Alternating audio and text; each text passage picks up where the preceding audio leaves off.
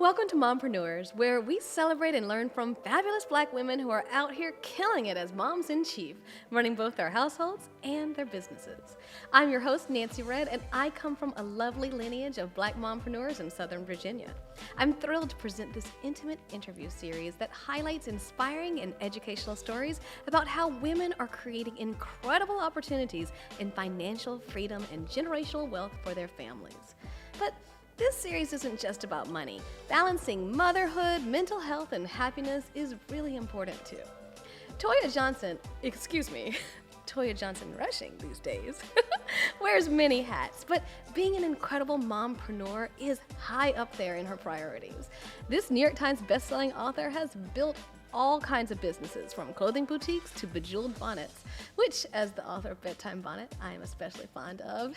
Toya, I'm so tickled that you're here with me. We should have done this interview in our bonnets. Yes, we should have our bonnets on. I mean, it really would have made this super special, because that's what I love about you. You think outside the box. You do businesses that other people don't necessarily think of to do, right?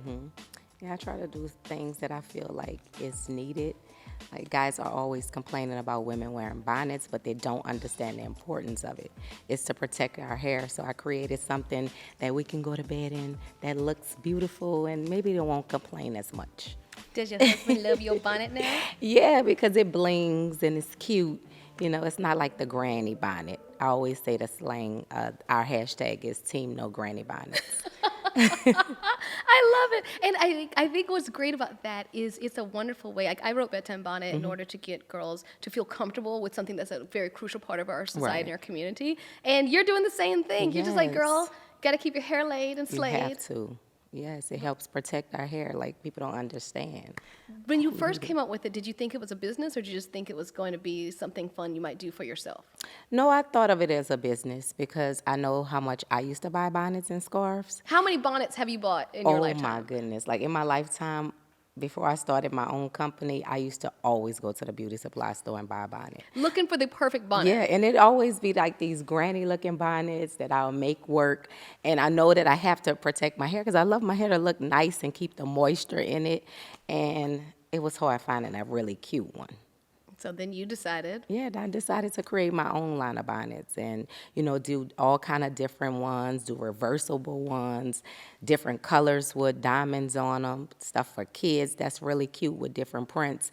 Each holiday I change it up, like, and give like a different holiday collection and just make it fun and cute. And so you started this in 2015. Yes, in 2015. Did you see a surge in bonnet purchases during the pandemic? Oh, yes, everybody. I was like, yes, stay home and put your bonnet on, okay? Yes, it was a huge surge. Like, a lot of people was inside keeping their hair protected, like, when ordering bonnets, wearing their bonnets, and I was excited. You're the type of woman who comes up with a business every other day, right? Oh, if something comes to mind and I feel, but I'm also a type of person that likes to do things that's unique, like things that are different. I don't like to do what everybody else is doing. You know, I try to do stuff that's needed, but like just different, you know? And Like lucrative. put that little different twist on it. It has to be lucrative, though. Yeah, over lucrative, definitely. And so that's what's so great about this show. I wanted to do a show on mompreneurs because when you're a mom, it's not just about you. No. You know, you got to think about your family. You've got to think about your financial Absolutely. security. Girl, you've been a mama since you were 15 years old. Oh, yes.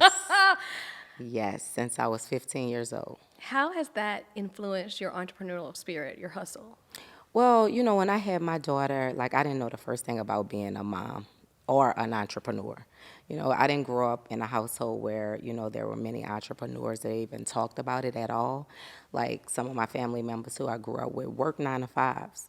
And some of them didn't even have jobs. You know, they had to, like, the husbands will provide and they will take care of the kids or whatever. So I didn't learn about being an entrepreneur until I got like older. Like, it wasn't like real popular when I was younger. You know, people were doing it, but in our household where I grew up. So I just knew that I wanted something different for my life and for my kid, and I wanted to raise my daughter different.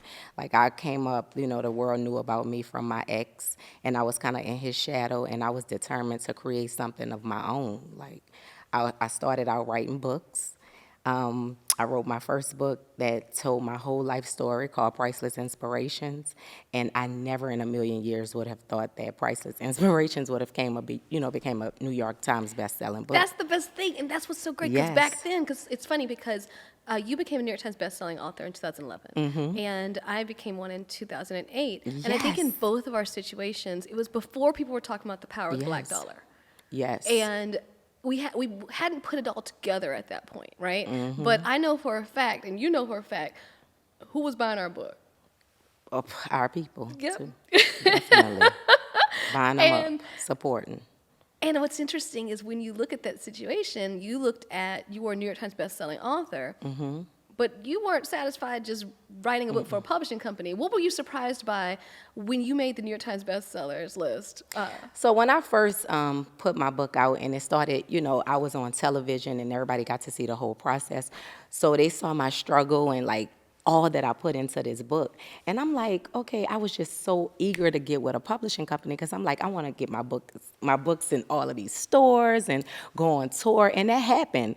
I was on tour for like weeks away from my daughter, like doing, like traveling, going to colleges. It was like popping for me. That was my first time like really experiencing, I experienced making my own money and what that felt like by telling Your my book was truth. the first time you made your own Yes. money.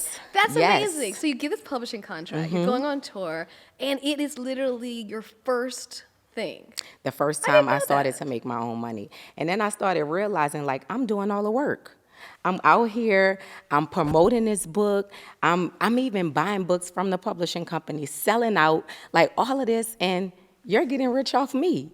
And I went through this whole situation where I had so much drama with my publishing company that I was like, it was just a mess. So I kind of got discouraged. I was Well, like, it's hard when you see a book cost $20. Like your fans are paying $20 for the book, and you receive $1.50. let's talk about yes. So you're that making your part own just money, said, but you're not making nearly as much money. right as you could be making. Exactly. You start thinking like, okay, I'm selling all these books and they getting all this money and I'm getting this. So I went through like a huge little situation with my publishing company, and it was a real bad situation because at the time I was extremely young and I was so eager to get my story out and I just wanted to do something to make my own money that I made a terrible decision. I ended up like signing my rights to my book away. You were like famous Amos cookies. Yes, like You know how famous Amos can't use his name on his cookies anymore. terrible mistake, huge mistake. So that's why I always tell these young girls, like, you really have to pay attention to contracts that you sign. All money, not good money. Sometimes you have to have patience. You have to wait till the right opportunity present itself, and you also just have to know what you're getting yourself into because you'll mess around and like, look at all the money I made from that book, and it's like I can't even sell it no more. It's like in acting when you see the person at the SAG Awards or and they can't even pay Yes. for their health insurance. It's So sad, you sad have in the situation. situation, everyone knows you've got this book. It's done so well, and you can't do anything with you. No. So what do you then And do? I had huge plans for this book. I wanted to write, like, I saw myself writing, like, a Lifetime movie, like, turning my story into a Lifetime movie. I had, like, huge plans for this book. So I was devastated. So I kind of, like, almost gave up. Does And the then, publishing company still have the rights to your story? yes. And do you ever try to negotiate Yes. with them? So what happened was like my attorney was going back and forth with them, but I let a couple of years pass by or whatever, and I wasn't doing anything with it at the time because I refused to buy more books from them. I refused to give them any more money. I refused to promote it, any of that. And I decided to start my own publishing company. And when I started my own publishing company, I was selling just as much books or more, making all of the money myself. Like I researched, me and my team got together. We started doing these promo reels where we would put out like teasers of like make little mini movies about the book, and it was everything. Like I just felt like I'm back. Like I'm not even worrying about that situation. New things are gonna happen for me, bigger and better things that, like that was a mistake I made in my life. I learned from it, and now it's time to move on.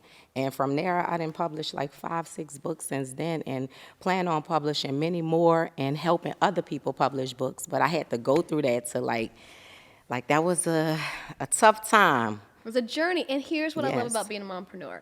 My husband and I refer to ourselves as first generation entertainment immigrants, right? We didn't know. We had Yeah. made some dumb mistakes. Again, no, actually, I've interviewed someone else who said they're not mistakes, they're life lessons. Lessons. You know? I agree. But with our children, not today. Things not Not going to get them. And so with your daughter actually has published a book with you under Yes. your handle. So you not only get to control the content, but the cash. Yes, definitely. And when my daughter started seeing like how things were going with me with my book, she was like, "Mom, I want to write a book." I was like, "Of course, like, I'll help you." And she was like, "Let's do a book together." And we came up with the idea to do You Just Don't Get It, because it's so relatable to the mom and daughter. You go through, when you have kids, girls especially, they go through this period of time where they think they know everything, and y'all are like this. Girl, my daughter's 8 like going on 18.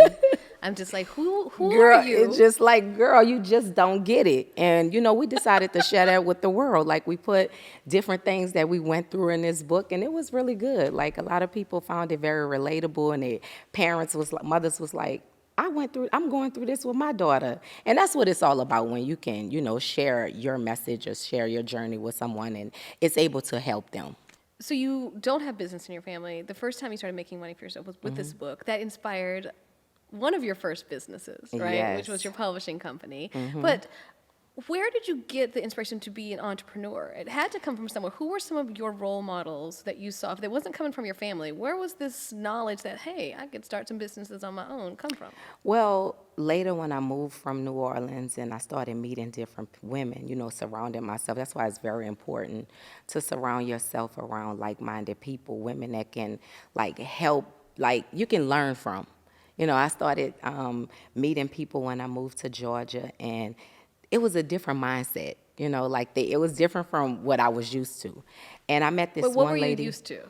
Oh my goodness, like kind of like the crab in a bucket syndrome, and the just dream killers telling you what you can't do, and who you're gonna be just like your mom, and you're just negativity.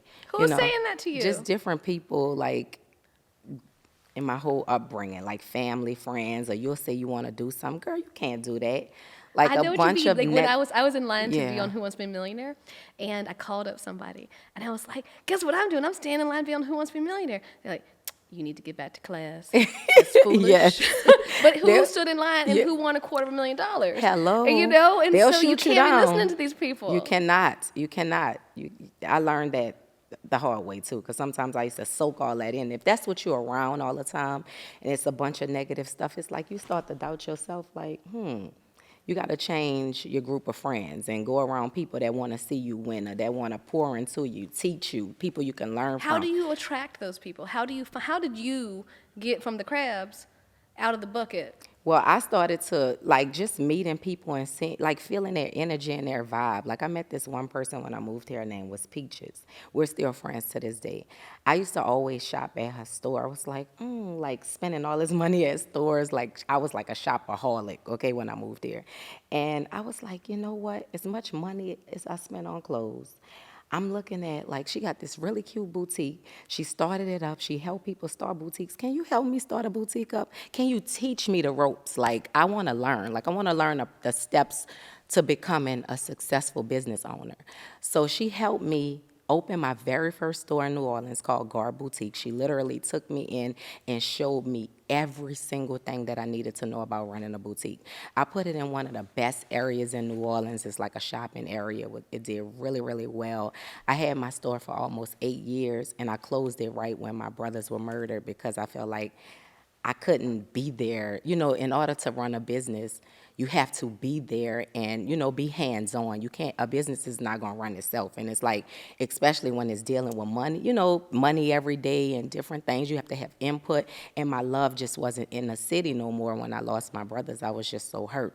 So I ended up closing my store, and I just didn't do it anymore, but it was doing extremely well. Like, I used to love the whole process of it or whatever, like the shopping, you know, just everything, like being up on the different seasons and stuff like that. But she helped me. You know, there's some women that won't do that. Oh, no, absolutely. You know? And you know what? You figured out. But you Yeah. have to be resilient. I want to get back to Peaches and the importance of something that we as Black women have a difficult time with. Mom, the first, asking for help. So Yeah. kudos to you for Yeah, asking you for have help. But closed first, mouths don't get fed, girl. okay? You have to soak up all the, everything that whatever, you got to soak it up. You got to be willing to learn. You got to ask questions. We learn something new every day. You're never too old to learn. And what I have learned at the Mm-hmm. ripe old age of 41, I'm much more comfortable asking for help because I love it when people ask me for help. I'm the Peaches for so many people. I love Yes. giving people information, hooking them up, because again, it doesn't take anything from me. It just means that we're all winning, and it's Exactly. great.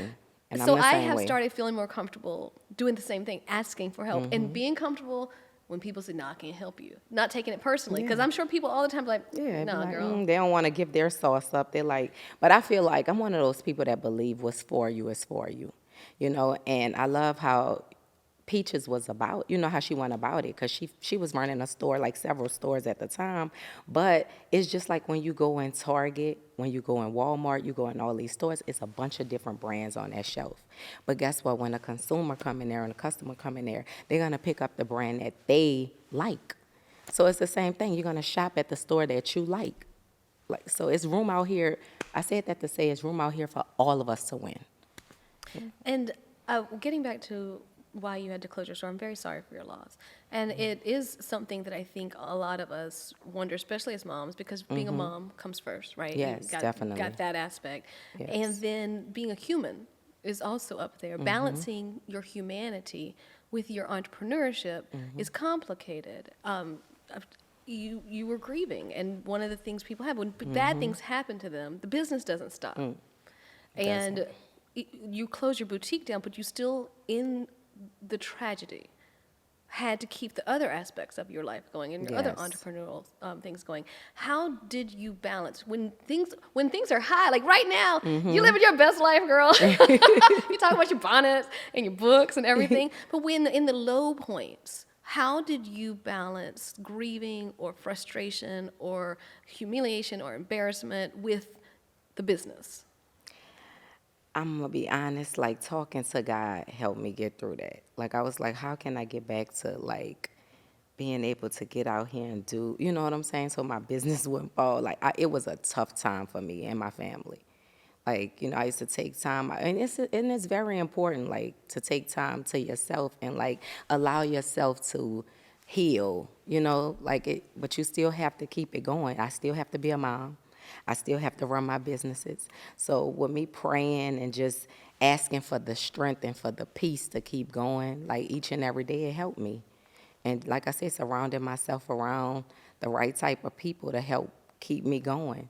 Like that good energy, like just, you got this, you know, because it was a very, very difficult time for me and my whole family. But, you know, we got through it one day at a time. I will say that it was one day at a time. Today, does it still impact your day-to-day life? I mean, when you lose somebody, you know, it's one of those things that, you know, like the pain never goes away. You know, you have your times where you super sad about it, when you're thinking about all the good memories and stuff like that, but it get easier to deal with each and every day as the years go by. It get easier to deal with, but it's something that, you know, never goes away. It's a pain that never goes away when you lose a sibling, and then two at the same time. So yeah, it was definitely one day at a time for me. By closing the business down, it also limited options for your heart to, you know, for the Band-Aid to keep getting big enough and to be able to heal. And it's an example of maybe it was a financial loss, but was it an emotional gain at the end of the day? At the end of the day, do you, because the clothing boutique was doing really well. People are Yeah, it still was doing online. really. People are still online asking Yeah, about it. it was doing really extremely well. It was like one of the tourist areas. Like, when people come to the city, they had to hit up my store. I used to have lines wrapped around the building. Like, it was really, really good. But it's like, it took me so long to go back home after that. I felt I, like my heart was broken. Like, I couldn't even go back. So it's like, I'm not pouring into my business. So eventually things would have got really, really bad. Like, I used to go home all the time, like do It's home. pop-ups. I'm here, meet me at the store, like you have to be in your business. Like, you have to touch the customers. They come in to see you, they come in to support you. So that wasn't happening no more. I couldn't do that no more. So I had to just close the doors and figure something else out.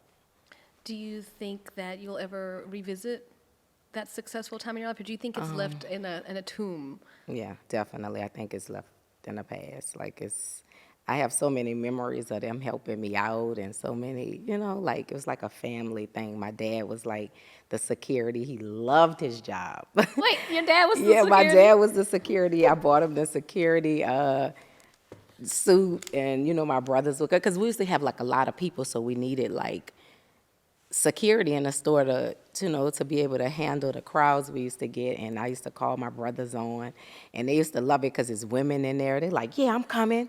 So it was so many memories like that I just, it just would never be the same. So I moved on to the next thing. And that's the beauty of a business, is you have memories, and Yeah. you can create more memories. Like you're Yeah. creating with your family now. They're not the same memories, they're different. One of the great things about our children being mompreneurs is they're the inspiration Oh, yeah, definitely. for our businesses. And again, you probably you're probably about, I can come up with like 10 businesses a day, and I type them to myself. And then out of the 100 ideas I have, one makes it through the gauntlet. Same. That doesn't mean it's profitable, but it makes it through the gauntlet. And one of the ones I love is your most recent business that's been inspired by your daughter, right? Yes, rainbows. Yeah, I started a bow line, like hair bows and bonnets for kids. My daughter's name is Rain. We call her Rainbow. So I decided to do rainbows, hair bows, like, all different color hair bows and stuff like that. And she wear bows all the time. So she's like the perfect model. So I did everything like gumdrops and rainbows and lollipops and candy, make it real fun for kids. So she was definitely my inspiration for that. And she like, this is my business, and it'd be so cute. I have her in there working, helping me fulfill orders in the office, and she come in there like a little boss. I'm like, you have to, okay, if this is your business, you have to work. You have to teach them young, though. You have to show them the ropes young. So she be in there trying to, get the stuff together. I be teaching her how to do the stuff. She's 4 years old. 4 years old, but she's 4 years old, but she is so smart. You'll be like, this little girl is 4.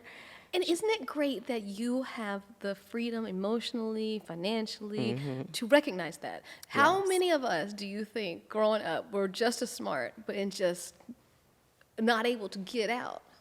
Yeah. She's extremely smart. That's why I stay pouring into her, teaching her more and more so she could be smarter and smarter. So what are the things that you're teaching her? How are you teaching her to secure the bag? Yeah, I be like, look, baby, it's so funny because she watched me and like, the different things I do. Kids are so impressionable. So the things they see you do, they want to do. So I'm around there like shooting videos and doing content and stuff, and she like, I want to do it. We're doing YouTube stuff. She see me in the office packing my stuff up before bedheads with the team. She like, I want to do it. So when we started her business, she's one of those kids that want to learn. She asks a million questions a day. She wants to help with everything from cooking to the business stuff to doing content, whatever it is. Like, it's just so cool, like how involved she want to be. And I look at that as a good sign because, as she get older, it's only going to get better and better. She's not going to be a lazy kid. She's going to understand, like, okay, I got to do what I got to do. Like, I want to be a business owner. I want her, like, it's instilling that in her at a very young age. And she's willing to do the work. You know how some kids, parents do everything for them? Can't do it. No. Like some kid, nah. Mine gonna do it. You gonna figure it out. You also got to watch those friends. Oh, yeah. Oh, you know, we want, yeah. Well, I got a little wild with this one, but I went through that a couple of years ago with my 24-year-old. So, yeah. What happened? It's just, you know, like, as a mom, you're able to see things that they can't see. You know, and I always tell her, I'll be like, oh, I don't know about that one. And then I always be right. And then she come back like, Mom, you were right. But in the beginning, she like, you always say that, and that's my friend. And then I'm like, you gonna see.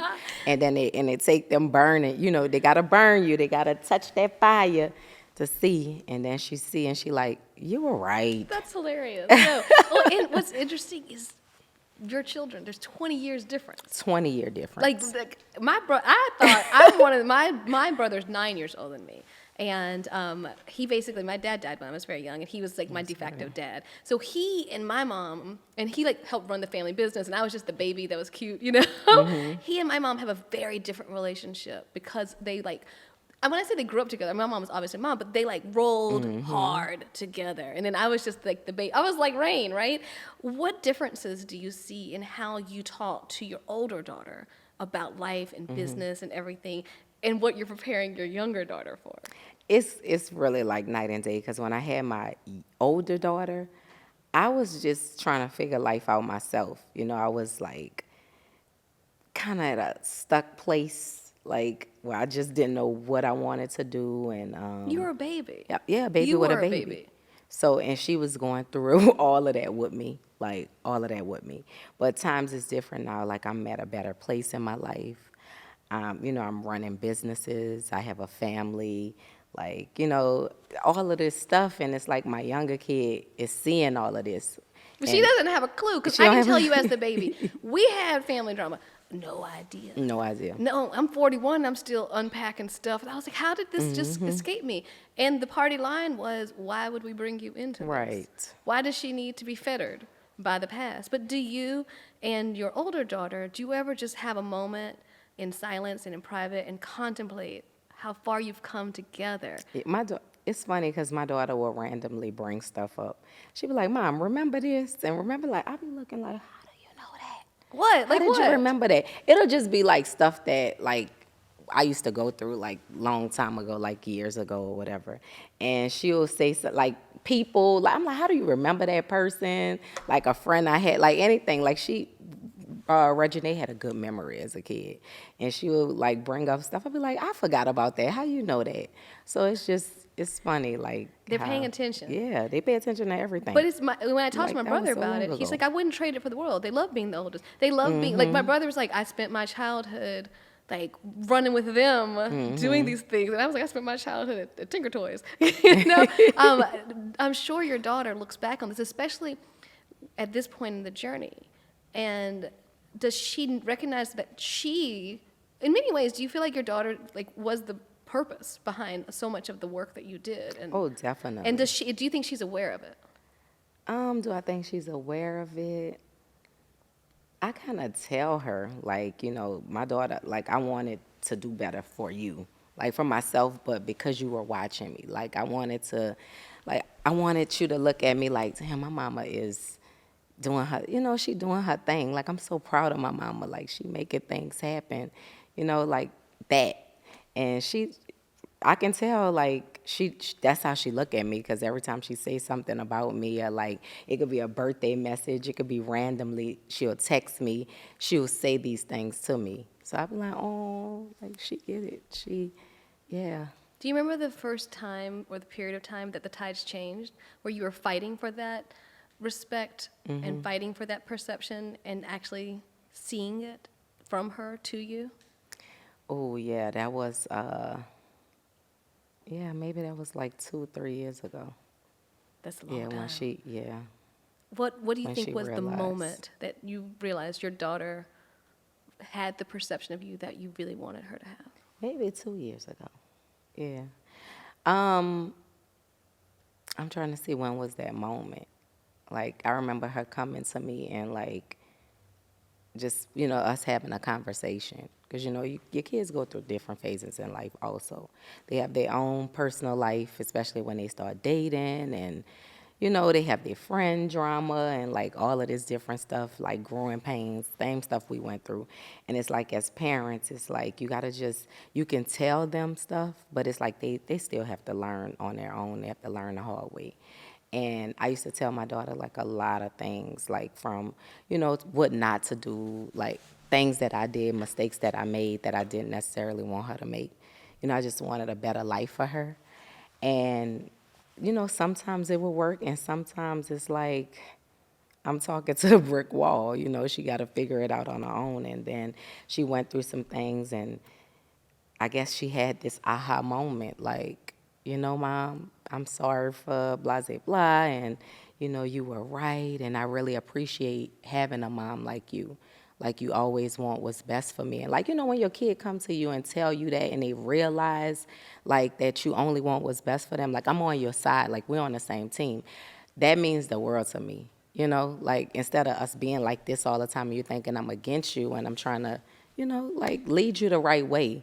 Like, I'm trying to avoid you making the same mistakes that I made, even though that's, like, almost impossible. But it's like, it's good when they realize, I'm going to say that. It's good when they have that moment and they finally get it. And it's good that you have the safety Yeah. when she's going through this. Like, one of the things that this is about is so many people watching this, listening to this, are in a similar situation. Oh, yeah. They want the best for their family.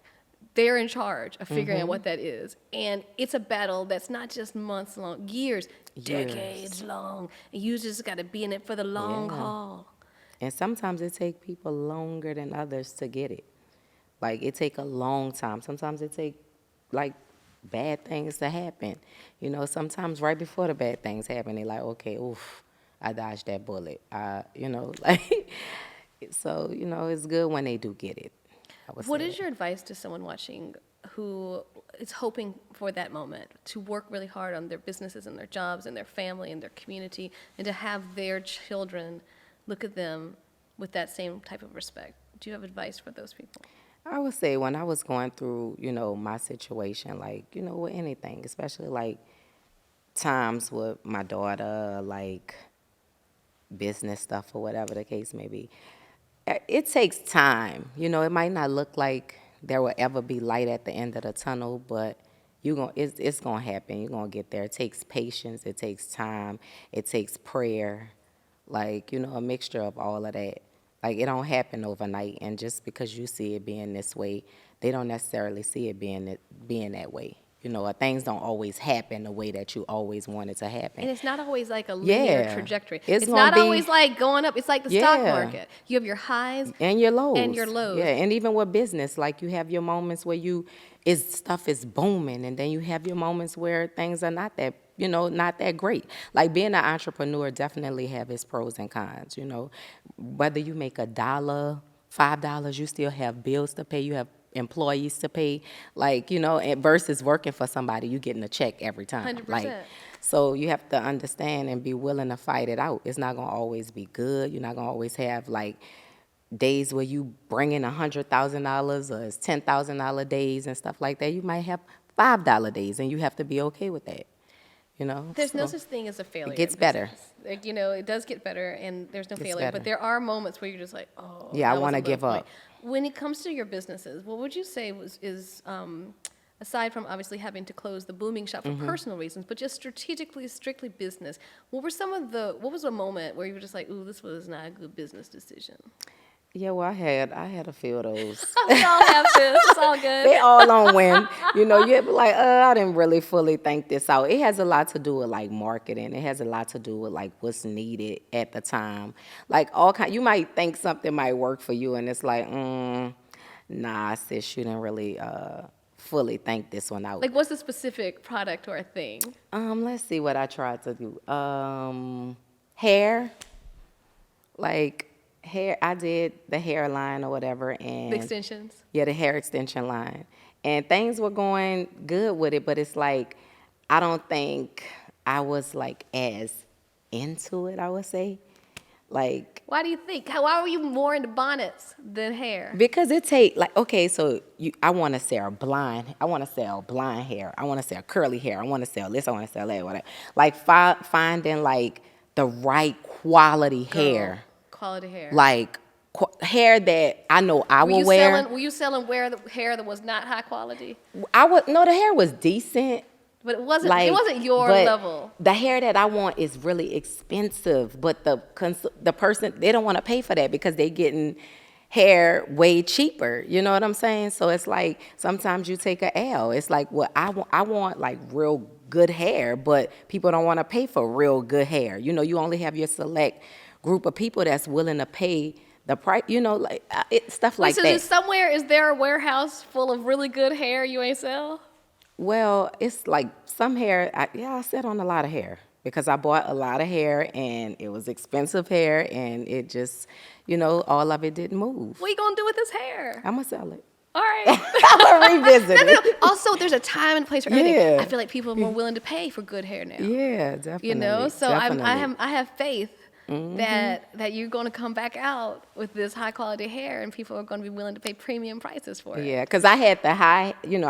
I did two different situations. I had Toya right hair, where it was like medium gray hair. Then I had another company of hair, and people didn't really know that was my business, and it was kind of like expensive hair, like way high quality hair, and that's where I kind of took the loss on. Really? But it's like I feel like all the time I don't want to be the face of it all the time. I want to see what it can do without me being the face of it. But see, and there's the complicated thing. Yeah. If It's you are like the product, you can't. There's only so much time of the day.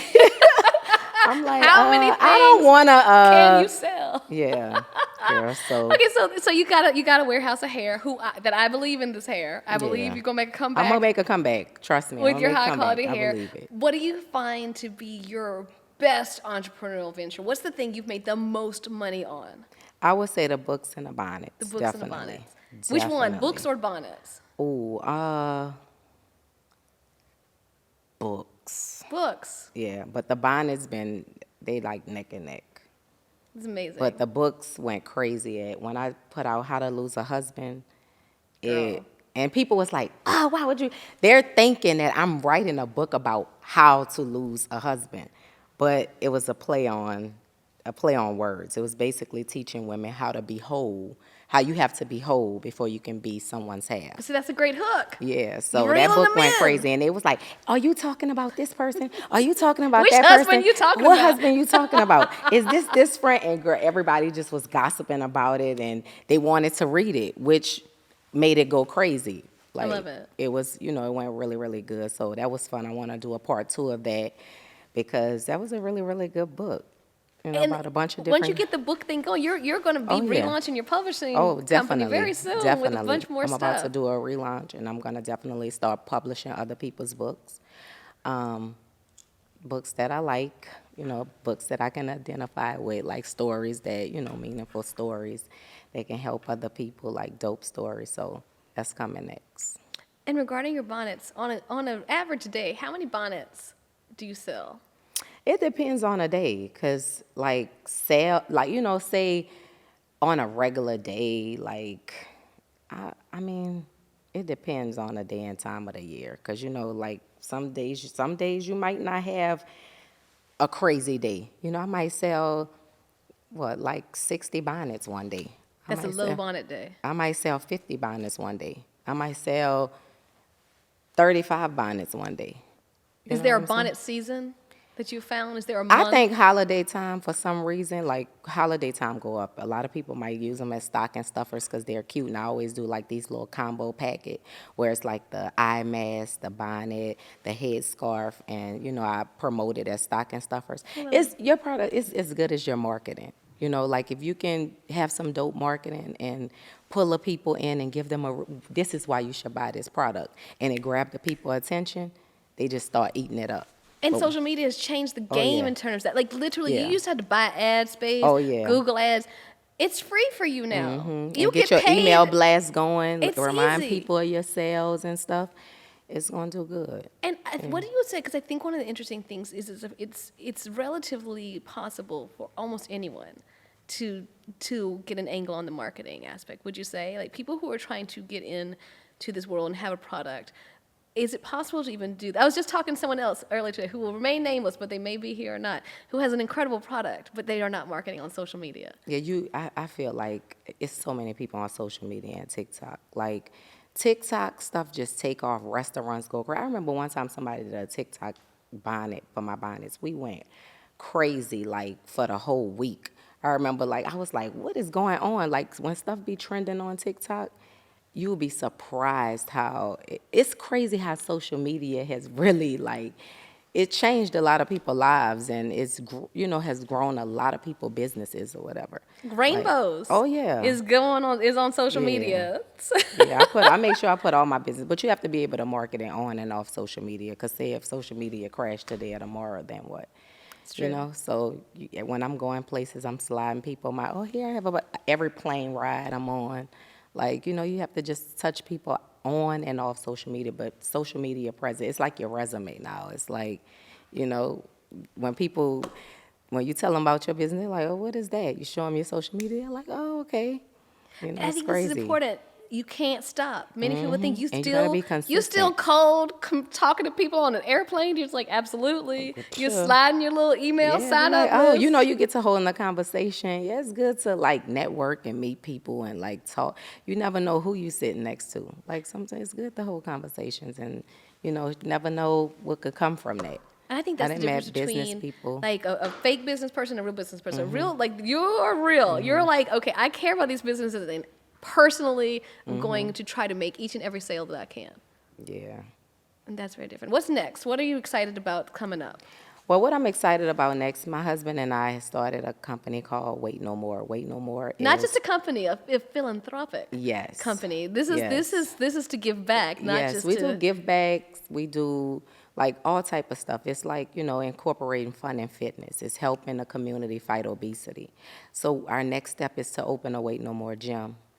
And, we do, like, a lot of dope things for the community. We started out with 5K walk runs, and we started to get our community, our people, like, into 5Ks. Because when you mention a 5K for our community, like, Like, what are you talking I ain't about? doing no 5K. I'll do that when I go camping. And then we ended up bringing 500-600 people out Wow. that look like us doing a 5K and enjoying it and coming back the next year. So that's what it's all about. We do basketball stuff. We do double dutch. Oh, Pretty I did girls double jump. dutch. I see, and what I love Yeah. about this is health is the new wealth. Yeah, health is wealth And for sure. I was just talking to Keisha Knight Pulliam, and she was talking about the importance when we're talking about financial stability of getting life insurance and the impossibility of getting life insurance when you're not healthy. So it's a cycle. So Yes. what you're doing is very important. And why do you think it's important that you are doing it looking like you look and being who you are? Because I feel like I was given this platform, and it's important to use it in the right way. If I can help our community and touch people and get them to understand the importance of being healthy, because I want to see us live long. As people dying so young from heart attacks, diabetes, just being Stress, overweight, girl. stress, all type of stuff. Like, you have to take care of your body so we want to see you live long. And my husband really get out there with people almost 300 pounds, like, pushing them, like, he helps them, like, nobody left behind. We did Stone Mountain Sundays throughout the whole Sunday, and that man would literally go down there to the bottom of the mountain and help random strangers up the mountain. We would go each and every Sunday, free, open to the community, just getting all of these people out there and involved and just being active and understanding the importance of staying healthy. And this is all funded by us. Like, we, free events. It's just things that we do to just give back to the community and help our people stay in shape. So it's very Now, important. do you feel that you were as committed to a healthy lifestyle before you met him, or has he influenced you? he definitely influenced me. I was not the gym girl. I was skip leg day, all of that all the time. He's definitely influenced me more to hit the gym. And now I kind of feel bad when I don't, even though sometimes, like everybody else, I fall off or fall short. I'm not kind of like the everyday gym person like he is, but I at least try to go 3 days a week. Even if I'm not going to the gym, I'm walking, getting on a treadmill at my house, or doing something to stay active. You gonna make 40 look good when you turn Yes. 40. Oh, yes. Absolutely. Absolutely. I know, there's no time for getting old these Absolutely. days. But yes, So when you're looking at being a mompreneur and you're seeing all these aspects of it, a question I like to ask is, I want you to rank these three things in you as they are important in your life: fame, money, and power. Which is the most to least important? Fame, money, and power. I would say fame is the most least important. Even though, like, that's not everything to me. Like being famous. I would rather be unfamous and still be able to touch the people you know what I'm saying? Like, that's not like everything to me, being famous. And what about money and power? Which one is more important? I guess if you have power, you have respect. And of course, I love money, but again, money is not everything. I'm not going to do any and everything for money. You know what I'm saying? I'm not going to just sell my soul for $1. But of course, I love money. I love to make money the legal way, and we all need money to survive. But I'm not one of those people that's going to just be like, oh, money? Like, you know what I'm saying? Like, it don't make me just do crazy things. Like, how But some then what people will motivates sell. you? Because when it comes to business, when it comes to the things you do, what is that? What's got you getting out there, connecting, continuing? I think I have such a big heart. So my heart is like really, it gets me in trouble sometimes. I have a really big heart. So some things I do ain't even about the money. I just do it because I love to do it and want to be able to help people and touch people. Although I know we need the money to make these things happen sometimes, but like just being able to help somebody. Like, well, even with my businesses and stuff, like what makes me happy is being able to give people jobs. Like That's another thing that's important. You are a job creator. A mompreneur yeah, isn't just feeding definitely. her family. I have employees that I pay each and every yes, it's like that. But like being able to help people out or whatever. Like don't get me wrong, I love making money. I get excited when my businesses are booming and going good, but like some people live by the dollar. You know what I'm saying? And when I say live by the dollar, I mean will do any and everything to get it. I'm not one of those people. I'm not going to sell my soul for the dollar. I'm not going to put the dollar before my family, because guess what? My family comes first. My kids come first. Like, I'm not going to miss an important milestone in my kids' life to go make $1. Love it. So Last that's question. just me. Totally. I love it. And I think that's very important. What does being a mompreneur mean to you? Being a mompreneur means being a boss that's, about your business, about your family. Like, you want someone that's successful, someone that has, like, someone that has morals, someone that wants to help the world, like, become a better place.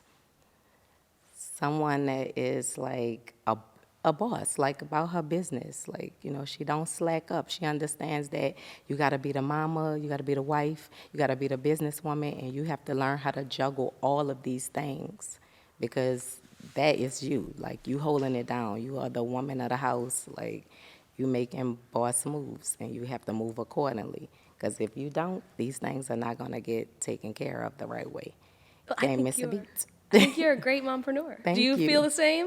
I do. You proud of yourself? Definitely. Yeah.